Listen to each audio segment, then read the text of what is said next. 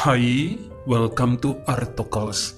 Selamat memasuki bulan Mei dan semoga makin baik ya, karena bulan lalu bagi saya pribadi cukup sulit dilewati karena banyak permasalahan dan berharap sekarang diperlancar segala urusan. Berlaku buat kamu juga.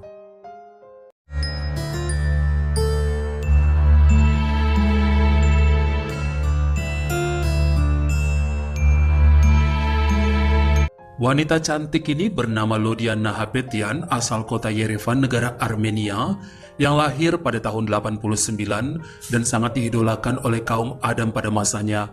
Punya banyak gebetan, wajar ya, namanya juga cewek cantik. Dimanapun nongkrongnya pasti cowok-cowok langsung ngedekat sampai ingin memilikinya. Good looking mah enak, sekali putar bodi aja kerumunan yang dateng. Bersama kakaknya yang lebih tua 5 tahun bernama Satik, kemudian mereka mendapat pekerjaan di kota Vanatsor sebagai staf di supermarket. Itu pada tahun 2008 saat keduanya numpang di rumah pamannya. Sampai kemudian Lodiya berhubungan dengan seorang pria bernama Garik Sangvel dan selalu tampil sebagai pasangan yang lengket tanpa terpisahkan bagi Romeo dan Juliet. Tahun 2010 sang kakak menikah dan berhenti kerja. Akhirnya Lodiya kebanyakan menjalani hari-harinya hanya berdua dengan cowoknya. Tapi sayang Garik pengangguran, makanya orang tua dan pamannya nyuruh putusin aja, cari yang lebih mapan. Namanya cinta, nggak bisa gitu juga kali, harus nemenin dari nol biar tumbuh bersama. Pada pertengahan tahun 2011 buktinya ayah dan pamannya punya kenalan pengusaha mesin forging press yang berusia 42 tahun bernama Agassi Martonium yang merupakan duda tanpa anak. Pribadi yang baik dan sedang nyari jodoh supaya enak di mata orang sebagai tokoh kaya raya, masa nggak punya pendamping. Dipaksalah sama bapak dan omnya supaya Lodiya aja yang nikah sama dia. Banyak uang, hidup terjamin. Kapan lagi ada kesempatan begitu, karena si Agassi pun banyak yang ngejar. Tapi naksirnya sama gadis itu yang pernah dilihat saat kondangan. Namun Lodiya menolak karena dia masih berhubungan dengan Garik serta mengikat janji akan setia selamanya. Ini bikin orang tuanya marah. Mana bisa sih makan cinta? Duit itu perlu karena cinta nggak bisa beli mobil dan bayar kontrakan. Cuma uang yang bisa. Apalagi Lodiya juga kan cuma lulusan SMA, dipersunting pengusaha. Apa nggak dapet durian runtuh namanya? Ampe dipaksa-paksa masih aja menolak. Bahkan Agassi ngomong langsung ya sama ayah dan paman gadis itu, kalau nggak mau jangan ditekan. Dia ngasih waktu Lodiya untuk mikirlah selama sebulan, kalau tidak berminat ya udah. Tetap aja bapaknya maksa dan ngamuk karena ini peluang emas yang bisa bikin Lodiya nyesal selamanya. Ampe sakit-sakitan dia dilema mau milih yang mana. Cowoknya juga udah nangis-nangis supaya nggak ditinggal kawin. Dia bingung, ampe saling histeris di bawah purnama. Mama dan kakaknya lebih lembut sih ngasih semua keputusan pada Lodiya. Ikuti kata hati. Tapi teman-teman kerja justru mendorongnya untuk milih Agassi yang tua dan kaya. Kalau Garik masih muda, belum niat kawin, kayak cuma cinta-cintaan gak jelas. Kalau ada yang pasti dan terjamin, kenapa mesti bingung? Akhirnya setelah berdoa dan berpuasa, Lodiya pun memilih Agassi sebagai suaminya, lalu meninggalkan Garik yang kabur ke kota Alaverdi. Lumayan ya beda usia mereka saat menikah di bulan Desember 2011. Agassi 42, Lodiya 22. Pada tahun 2012, mereka dikaruniai seorang putra dan anak keduanya lahir cukup berjarak jauh, yakni di penghujung 2017.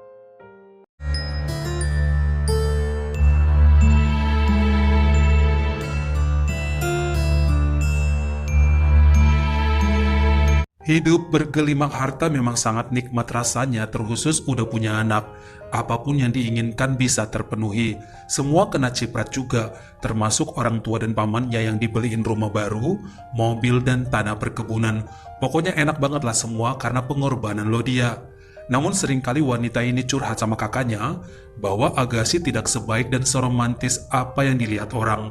Suaminya punya semacam kebiasaan aneh saat bermesraan di atas ranjang yang wajib diikuti dan dituruti.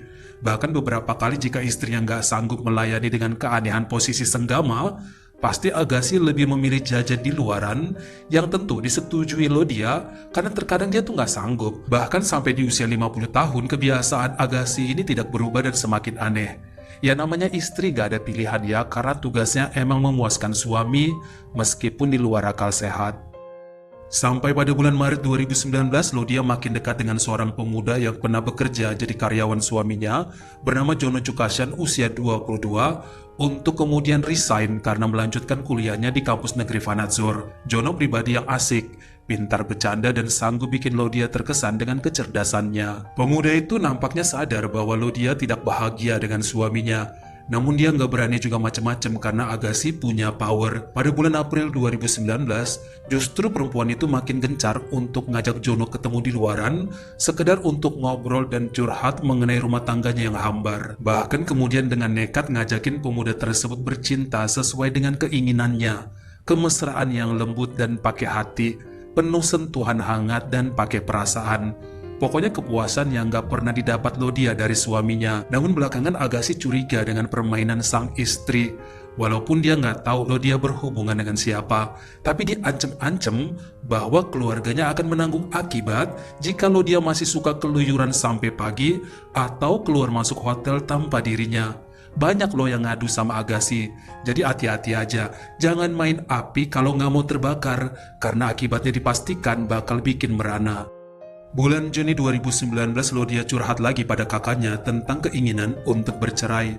Dia sudah gak tahan harus bermanis-manis ria di hadapan semua orang padahal hatinya kosong. Bahkan kemudian menunjukkan pada Satik beberapa luka di selangkangannya akibat permainan ranjang sang suami yang di luar nalar. Terkadang pakai rantai sepeda, pakai rangkaian bola besi, cambuk serta benda-benda aneh lainnya yang sulit untuk saya sebutkan di sini.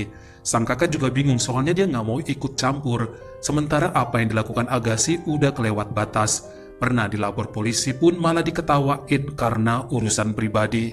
Sampai kemudian Satik ngajak adiknya untuk kabur sementara waktu ke kota Yerevan untuk menjalani pengobatan atas luka-lukanya di rumah sakit Asfat Samayar. Dalam 2 hari Agassi mengamuk mencari istrinya ke rumah mertua sampai Satik yang pasang badan untuk membela adiknya. Dia pun belak-belakannya pada orang tua dan pamannya mengenai kebiasaan aneh Agassi yang suka bermain kasar di kasur hingga ngebuat Lodia menderita. Bukannya pada ngebela, malah semua memojokkan Sati bahwa urusan kamar jangan dicampurin. Biarkan aja jadi masalah pribadi Agassi dengan istrinya. Lebih ngamuk lagi Satik, lawang si Lodia datang dan minta tolong, masa mau didiemin. Intinya kemudian Agassi lebih marah dan mengancam akan menceraikan istrinya, lalu mengambil semua yang pernah diberikan pada keluarga mertuanya. Semua, sampai sekecil apapun akan ditarik kembali. Sampai-sampai mereka mohon dan berjanji akan membawa pulang Lodia sesegera mungkin. Akhirnya demi keluarga, sang istri pun balik dan menahan sakitnya. Diantar oleh Jono yang ternyata menjagainya selama ini saat pengobatan di kota Yerevan. Bulan Juli 2019, Satik sempat mengajak bicara Agassi serius tentang seorang wanita penghibur yang siap melayaninya jika tidak ingin menyakiti Lodia. Namun lelaki itu marah karena baginya ya wajib sang istri sebagai pelampiasan. Emangnya duit banyak yang udah dipakai keluarga Nahapetian selama ini buat apa kalau harus perempuan lain yang ngeladenin dia? Sesampainya di rumah, Agassi memukuli istrinya karena dia pun malu. Kok bisa loh dia cerita kemana-mana urusan ranjang? Perempuan itu dapat ultimatum terakhir. Kalau ada lagi dari keluarganya yang protes dan ngomongin tentang kebiasaan aneh Agassi dalam kamar, maka beneran akan dicerai. Akan diminta balik semua harta yang pernah diberikan, dan yang paling utama Lodia nggak bakal bisa bertemu anak-anaknya lagi. Ditempatkan dalam posisi nggak enak bikin dia kebingungan dan kepala rasanya mau pecah. Makin depresi dan suka bengong seperti orang kehabisan akal. Namun dia berpesan pada kakaknya untuk berhenti ngebela dan jangan campuri urusannya lagi. Tapi nampaknya dalam berbagai kesempatan masih berusaha ya untuk nemui Jono di rumah sewanya, hanya sekedar ingin dipeluk supaya terasa nyaman. Pada Senin malam 12 Agustus 2019 saat kedua anaknya dititipkan ke rumah kakek neneknya, terjadi pertengkaran hebatnya antara Agassi dan istrinya hingga membuat beberapa ART-nya terjaga di kamar mereka masing-masing. Menjelang pukul 11 malam terdengar teriakan hebat dari Lodia yang bikin seisi rumah panik, lalu menggedor kamar utama. Wanita itu menangis histeris dan bilang ke ART-nya bahwa jantung Agassi berhenti berdegup, kemungkinan kehabisan nafas karena dipeluk ke dadanya sekuat tenaga, atau bisa jadi terkena serangan jantung. Makanya semua langsung panik, menggotong Agassi ke mobil lalu Pak Supir mengantarkan ke rumah sakit Vanadzor. Namun sayangnya setiba di sana usaha para medis nampak sia-sia. karena lelaki tersebut telah menghembuskan nafas terakhir di usia yang ke-50 tahun.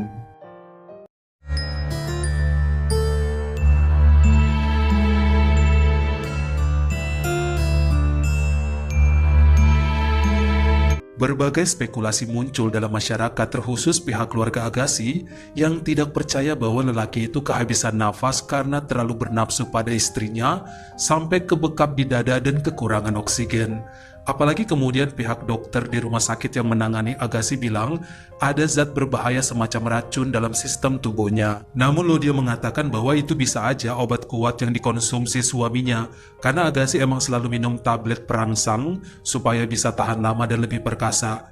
Dilakukan penggeledahan di rumah dan kantor lelaki itu, yang emang sih ditemukan banyak pil biru dan merah sebagai pendorong gairah. Namun tidak satu pun yang cocok dengan yang ditemukan pada sistem tubuhnya. Ada kandungan lain yang kemudian diketahui, yaitu racun berbahaya bernama botulinum, di mana zat ini ditemukan juga pada baju Lodia yang dipakai di malam kejadian. Sudah jelas ada kesengajaan hingga perempuan itu pun diamankan oleh pihak kepolisian atas tuduhan menghilangkan nyawa suaminya. Sang pengacara Fardan Kostanyan mencoba bawa sampel makanan dan minuman yang disajikan oleh ART keluarga Martunium, karena bisa aja itu perbuatan orang lain dalam rumah mereka. Jangan sembarangan menuduh Lodia. Namun ternyata zat tersebut sama sekali tidak ditemukan di tempat lain kecuali lemari pakaian Lodia serta gelas minum yang ada di kamar tersebut. Ditemukan juga sebuah kertas resep pembelian racun yang ada sidik jari Jono Kukasyan dan Satikna Hapetian. Barulah pada Kamis 15 Agustus, kedua orang ini pun ditahan atas persekongkolan dan konspirasi kejahatan. Nampaknya Lodia nggak tega ya jika Jono dan Satik ikut terbawa. Akhirnya dia pun menangis histeris dan mengakui perbuatannya. Semua sengaja dilakukan karena Agassi adalah pria jahat yang telah menyiksa secara fisik dan mental selama 8 tahun pernikahan mereka. Suaminya nggak punya hati dan nggak peduli dengan luka fisik yang membekas serta memerah. Yang penting nafsunya wajib dipenuhi sang istri atau akan ada konsekuensi setiap ditolak. Dalam persidangannya, Satik mengakui ikut andil dalam perencanaan menghilangkan nyawa Agassi. Habis udah diajak diskusi dan mohon untuk mengurangi sikap kasar, malah nggak pernah dipedulikan. Parahnya orang tua dan paman Lodia bukan ngebela, malah ngediemin. Pada nggak punya otak ya, demi uang tutup mata dengan penderitaan anaknya. Hanya karena takut rumah, tanah dan mobilnya diambil balik jadi mati rasa. Sementara si Lodia juga mikirin kedua anaknya yang akan dibawa jauh seandainya tidak menuruti kemauan suami. Serba salah, bingung, sepertinya Agassi nggak bakal melepas dia sampai kapanpun. Dengan kekuatan serta hartanya, mampu bikin semua orang berada di pihaknya, menyudutkan Lodia.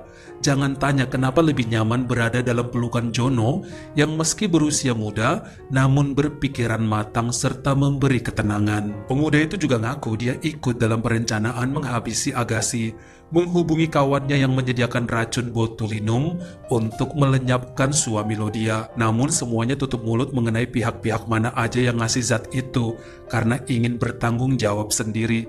Pihak lain gak tahu rencana jahat mereka.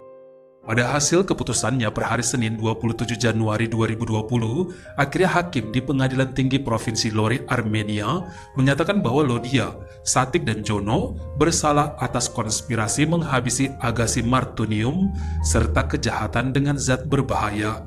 Lodia menerima hukuman penjara seumur hidup dan boleh bebas dengan jaminan setelah menjalani sedikitnya 17 tahun kurungan. Sementara Satik dan Jono masing-masing menerima vonis 12 dan 14 tahun penjara karena keterlibatan dalam peristiwa ini. Anak-anak Lodia diurus kakek neneknya dalam masa 2 tahun setelahnya. Tahun 2023, kedua anak itu diasuh oleh adiknya Agassi yang berada di kota Yerevan. Naasnya di bulan September 2023, kesehatan Lodia memburuk saat menjalani hukuman. Luka di selangkangannya makin parah hingga wanita itu menghembuskan nafas terakhir di penjara Abovian saat berusia 34 tahun. Ini juga yang kemudian menjadi dasar demo para wanita di wilayah itu karena kekerasan yang diterima Lodia harusnya tuh menjadi pertimbangan para pemberi hukum sebab Agassi telah menyiksa istrinya secara mental dan fisik, namun gak ada yang ngebela. Satik dan Jono ikut bersuara malah kena hukuman juga. Gimana masyarakat ngerasa bisa berlindung pada hukum jika pihak yang banyak uangnya malah dibela walau salah? Parahnya orang tua Lodia hanya peduli sama duit dan duit. Kepergian Laudia harusnya dijadikan pelajaran agar tidak ada lagi suami-suami yang ngerasa bahwa istri adalah objek pemuas dan wajib menderita demi pasangan. Seharusnya kalau di kasur sama-sama menikmati, jangan egois, apalagi Agassi punya obsesi liar dan aneh, sangat berbahaya. Pada Januari 2024 setelah mempertimbangkan kembali kasus ini, akhirnya Satik dan Jono pun dibebaskan tanpa syarat dan cuma menjalani masa hukuman 4 tahun. Meskipun saudara-saudaranya Agassi menuntut keadilan untuk lelaki tersebut, namun kasus ini akhirnya ditutup. Bagaimana menurut kamu, siapa yang paling bersalah dalam kasus tadi jika kejadiannya sudah begini? Pantaskah Satik dan Jono dibebaskan meski keluarga Agassi koar-koar minta keadilan? Kalian komen di bawah. Kalau kamu suka sama video ini, jangan lupa klik like serta tombol share-nya. Buat yang baru pertama kali mampir atau udah sering mampir tapi belum berlangganan, jangan lupa klik dulu tombol subscribe dan juga dinyalain notifikasinya, supaya lain kali kalau misalnya saya upload video baru, kamu jadi orang pertama yang tahu. Follow juga Instagram saya jika berkenan di Artokels, S-nya 2. Dan jangan lupa untuk nontonin semua video saya yang lainnya. Ingat ya, tetap jaga jari dan juga lidah kita, supaya nggak nyakitin hati orang lain. Terima kasih.